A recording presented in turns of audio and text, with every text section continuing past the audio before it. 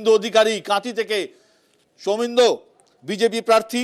Soumendu, vote কেমন হলো, কি বুঝলেন? সারাদিন ঘুরলেন তো, কি বুঝলেন?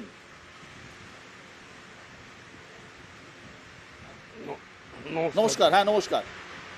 ভোট খুব ভালো হয়েছে, মানে ভালো এই অর্থে কেন হিংসামুক্ত ভোট হয়েছে মোটের উপর বলা যায়। কোথাও বুথ দখল ছাপ্পার অভিযোগ আমরা করিনি আপাতত। সৌমেন্দু, এই কেন্দ্রে কাঁথি কেন্দ্র দীর্ঘদিন ধরে আপনাদের পারিবারিক গড় বলা যায়। শিশিরবাবু বহু বছর ধরে এই কেন্দ্র জিতেছেন। আপনি নিজে কাঁথি পুরসভার চেয়ারম্যান ছিলেন। তো বাবার কেন্দ্রে ছেলে কি এবার জিতবে?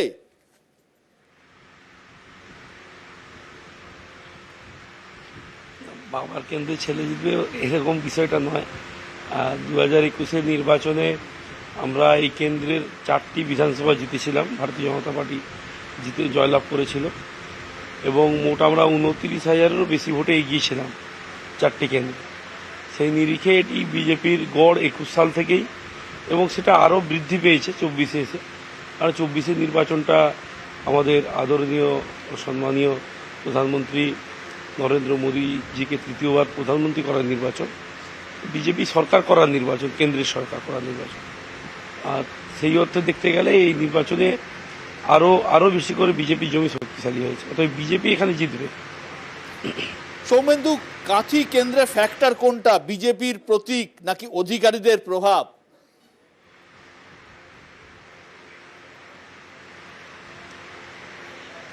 অবশ্যই বিজেপির প্রতীক, এবং নরেন্দ্র মোদীজির প্রধানমন্ত্রিত্ব তৃতীয়বারের জন্য তার প্রধানমন্ত্রী করা, এই দুটি মূলত এখানে ফ্যাক্টর। সৌমেন্দু, কাঁথি বললেই আপনার বাবার শিশির অধিকারী এবং দাদা শুভেন্দু অধিকারীর নাম চলে আসে। এই ভোট সৌমেন্দু অধিকারীকে কি পৃথক পরিচিতি দিচ্ছে?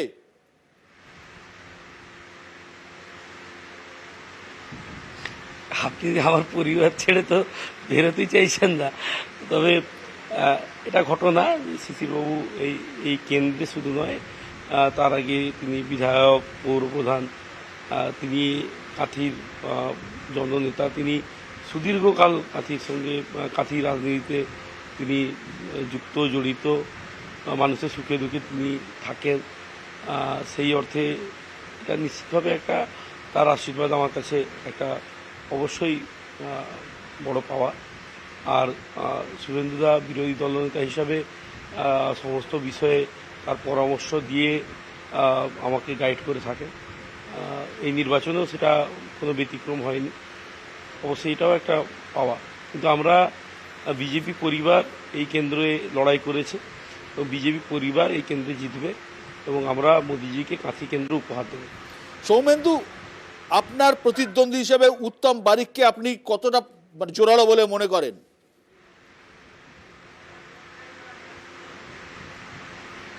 দেখুন, আমার প্রতিদ্বন্দ্বী উত্তম বারিক বা অন্য কেউ নয়। আমরা একটা কালেকটিভ লড়াই লড়েছি কাঁথি কেন্দ্রে, ভারতীয় জনতা পার্টির সমস্ত কার্যকর্তারা। এখানে অপোজিশনে কে আছেন সেটা আমাদের বিচার্য নয়। অপোজিশনে যেই থাকতেন তার বিরুদ্ধেই লড়তে হতো এবং তাকে হারাতে হতো।